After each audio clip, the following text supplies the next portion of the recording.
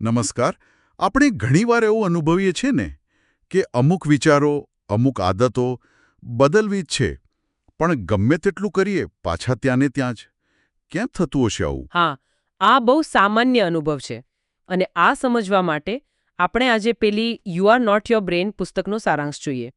એનો મૂળ વિચાર જ આમ તો બહુ મજાનો છે. શું છે? એ કહે છે કે આપણા મગજમાં જે વિચારો આવે છે ને, એ બધા કંઈ આપણી સાચી ઓળખ નથી. મતલબ એ વિચારો આવે ભલે મગજમાંથી, પણ આપણે એનાથી અલગ છીએ. આપણે એના પર કાબુ મેળવી શકીએ. અચ્છા, એટલે આપણે આપણા મગજના ગુલામ નથી એમ? તો પછી આજની આપણી આ ચર્ચાનો હેતુ એ જ સમજીએ કે આ મગજની રમત ચાલે છે કેવી રીતે, અને શું ખરેખર મતલબ એને બદલી શકાય, કોઈ ટ્રેનિંગ આપી શકાય? બિલકુલ. અને હા, ચોક્કસ બદલી શકાય છે. વિજ્ઞાન એને કહે છે ન્યુરોપ્લાસ્ટિસિટી. ન્યુરોપ્લાસ્ટિસિટી? ભારે શબ્દ લાગે છે. હા, પણ એનો અર્થ સરળ છે. આપણું મગજ છે ને, એ કંઈ પથ્થર જેવું નથી. એ સતત બદલાતું રહે છે. આપણા અનુભવ, આપણા વિચાર, આપણા કામ, એનાથી મગજમાં નવા કનેક્શન બને, જૂના તૂટે પણ ખરા. એટલે મગજ સ્થાયી નથી, એ બદલાય છે. પણ રોજબરોજમાં આ કેવી રીતે દેખાય?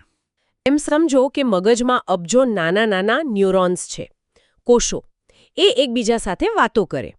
હવે જ્યારે આપણે કોઈ એક જ વિચાર વારંવાર કરીએ કે કોઈ કામ વારંવાર કરીએ, તો અમુક ન્યુરોન્સ એકસાથે એક્ટિવ થાય અને એમની વચ્ચેનું જોડાણ, પેલો રસ્તો, એ પાક્કો થતો જાય. જેમ કે કોઈને ટેન્શન થાય ને તરત સિગારેટ પી લે, તો મગજમાં ટેન્શન, સિગારેટ, થોડી રાહત, એવો એક રસ્તો બની જાય. વારંવાર થાય એટલે આદત પાક્કી.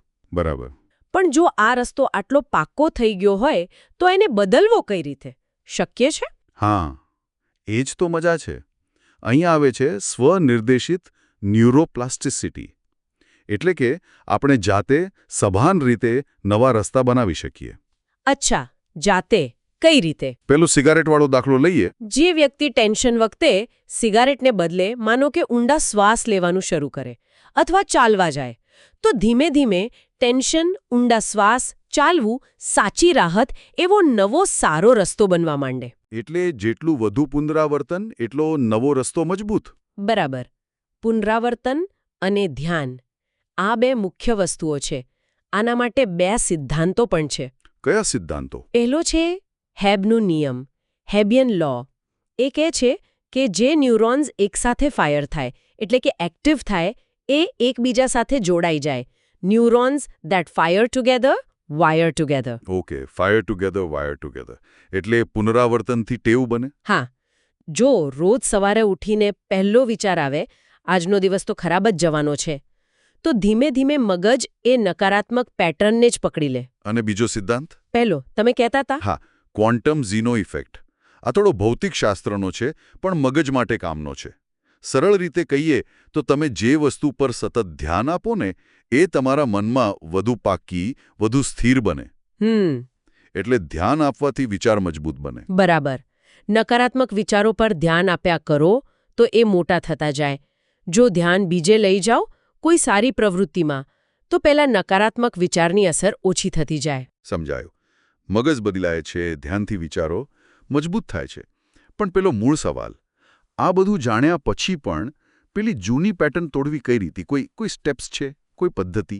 હા, પુસ્તકમાં એકદમ વ્યવહારુ 4 પગલાંની રીત આપી છે, આ જ સિદ્ધાંતો પર આધારિત.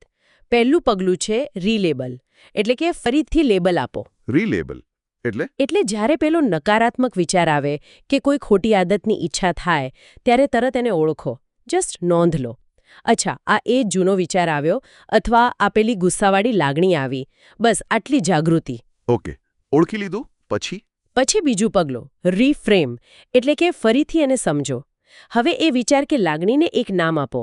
જેમ કે આ તો મારી ખોટી ચિંતા બોલે છે, અથવા આ તો આત્મશંકાનો જૂથો અવાજ છે. અને ખાસ સમજો કે આ ખાલી મગજનો એક સિગ્નલ છે, એ કોઈ અંતિમ સત્ય નથી. એટલે એ વિચારથી પોતાને અલગ ગણવાનું, જાણે એ કોઈ બહારની વસ્તુ હોય. બરાબર. પેલી વાર્તા છે ને એક એક્ટરની, એણે પોતાના ખરાબ વિચારોને નામ આપ્યું હતું વિદેશી આક્રમણકારી. એટલે એ સમજી શકે કે આ એના પોતાના નથી, બહારથી આવ્યા છે. રસપ્રદ. ઓકે, રીલેબલ, રીફ્રેમ. ત્રીજું શું? ત્રીજું, અને આ બહુ જ મહત્વનું છે, રીફોકસ, એટલે કે ધ્યાન બીજે કેન્દ્રિત કરો. જેવો તમે વિચારને ઓળખી લીધો, નામ આપી દીધું, તરત જ તમારું ધ્યાન કોઈ સારી રચનાત્મક પ્રવૃત્તિ પર લઈ જાઓ. તરત જ? હા, તરત જ. ભલે 5 મિનિટ માટે હોય, કંઈક કામ કરવા માંડો, ગીત સાંભળો, કસરત કરો, ઊંડા શ્વાસ લો, કંઈ પણ જે પોઝિટિવ હોય. યાદ છે પેલો ક્વોન્ટમ ઝેનો ઇફેક્ટ? જ્યાં ધ્યાન ત્યાં શક્તિ. હા, બરાબર. એટલે જૂનો રસ્તો નબળો પડે, નવો બને. એકદમ. અને ચોથું, છેલ્લું પગલું છે રીવેલ્યુ, એટલે કે ફરીથી મૂલ્યાંકન કરો. રીવેલ્યુ. હા, જેમ તમે આ રીલેબલ, રીફ્રેમ, રીફોકસ કરશો ને, સમય જતાં તમને સમજાશે કે પેલા નકારાત્મક વિચારો કે લાગણીઓ ખરેખર કેટલા ખોટા હતા, બિનજરૂરી હતા. એમની કોઈ કિંમત જ નથી. તમે જોશો કે એમના પર ધ્યાન ન આપવાથી કંઈ બગડતું નથી. આ સમજ તમારી નવી સારી આદતને વધુ પાક્કી કરશે. સરસ.